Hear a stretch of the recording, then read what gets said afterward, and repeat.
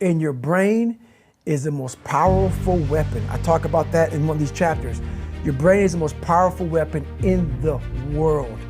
Once you put away your phones and your computers and all that shit we have nowadays, yeah, it's great.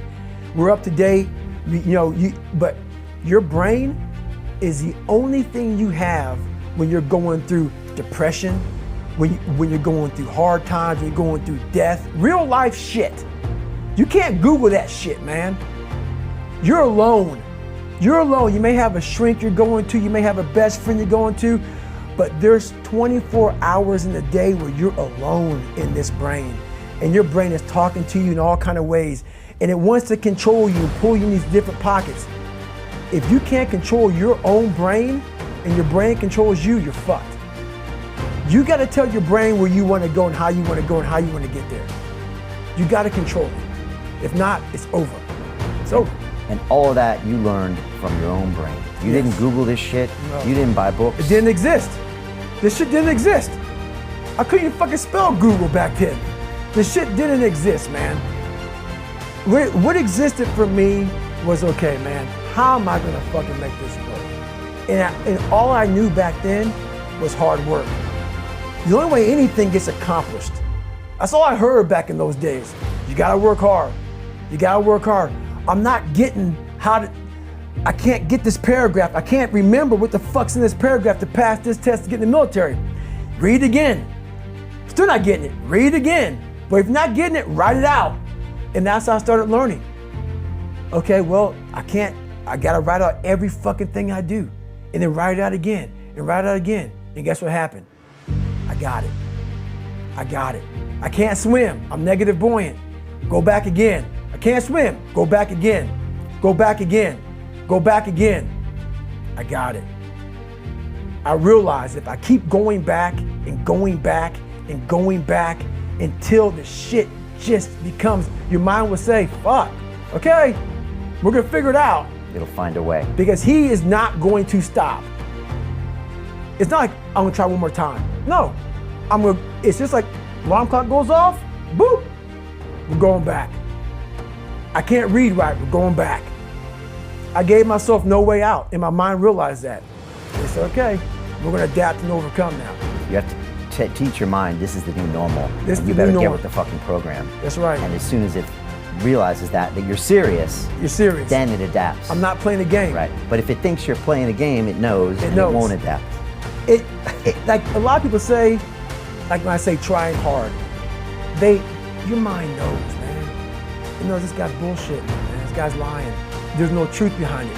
When I was in Navy SEAL training, people go, how were you there for 18 months? The program was only 6 months long. You were in 3 hell weeks in 1 year. No one's ever done that. How did you do that? I talk about the new norm. When I lived in a $7 a month place when I was growing up for a short period of time, I loved it. I didn't know any different. That was my norm. Once we moved out of that place, we moved to a $236 a month place. I was like, shit, I never want to go back to that little piece of shit. But if you go back to that $7 a month place and you realize this is where I live, this is all I got. Your mind says, roger that, this is home. So when I was going through Navy SEAL training for 18 months and going back through all the hard parts over and over again, I told myself after the first time, I knew it was gonna be a long journey there. My body was breaking down. It was just how it was going on. I said, you know what, this is my new norm. So my mind said, it's like going to work. Like you go to work, you put your suit and tie on, I go into suffering every day. Every day, suffering, being broken, duct taping my feet up, stress fractures, shin splints, being broken. This is my new norm. And your mind says, if we're not broken, this ain't normal. We gotta be broken. So then your mind starts to get tougher and tougher and more callous. People, how'd you run on broken feet? Broken shins. My mind knew this is how we operate. We're in Navy SEAL training. This is what we are. I became hell. And that became my new norm. I gave myself no way out. There was nothing outside these walls of hell. Nothing. I love God, but for a short period of time, I became the devil because that was hell. I became the boss, the owner, the CEO, of Navy SEAL training. That was my mindset. And that's how you get through things. You put yourself, you immerse yourself in wherever it is, and you become that. You become that and give yourself no way out. What's that like in the moment? Is it hell, or do you get some kind of a weird neutral point where you're just in the moment being this guy, breathing and feeling the pain? What is that like? The scariest thing in the world about that, and I have to always tell you this, man, because people hear my story and think this guy is sadistic. I realized how the brain works. I figured out how the brain works. I'm a scared kid, and that's what gives me so much power. I had no foundation, and I built this off of just researching the mind. The feeling you get is basically invincibility. You realize that you can't do it all the time.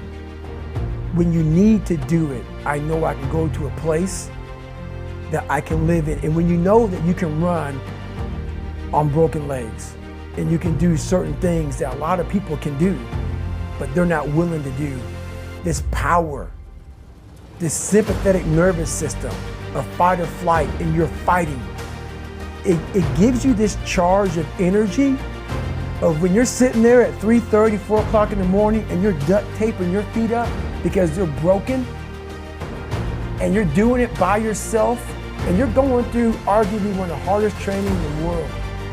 And these guys, most of them are healthy, and you're going through it broken, and you're already at a disadvantage, but you're still there.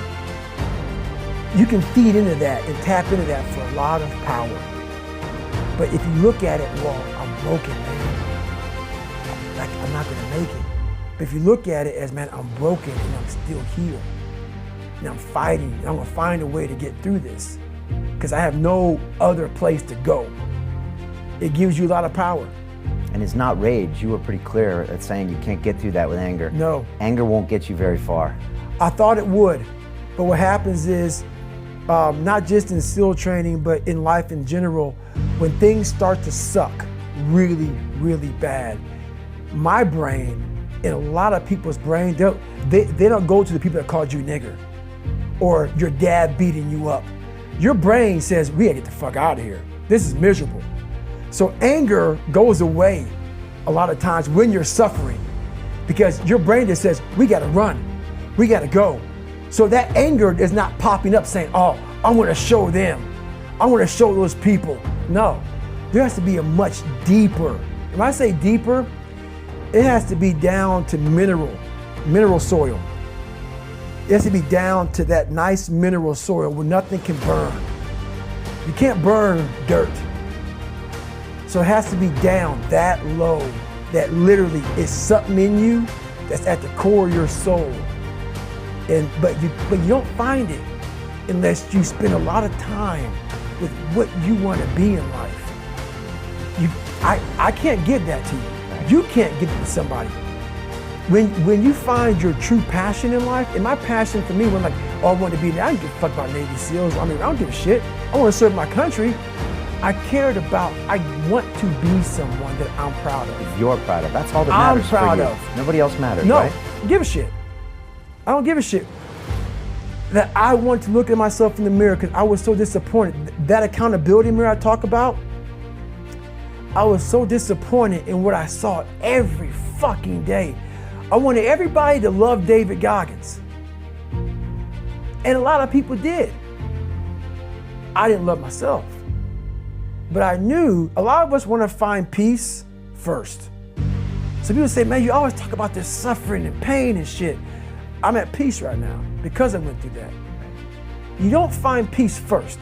If you do, Merry Christmas. More power to you. More power to you. I found peace on the opposite end of finding myself. And no one really finds themselves without going through trials, tribulations, suffering, accountability. And accountability is suffering. Being accountable every fucking day for doing right for yourself, for the people next to you, it's miserable. It's hard. That is suffering in miserable. disguise, right? It's miserable. So, even the smallest details.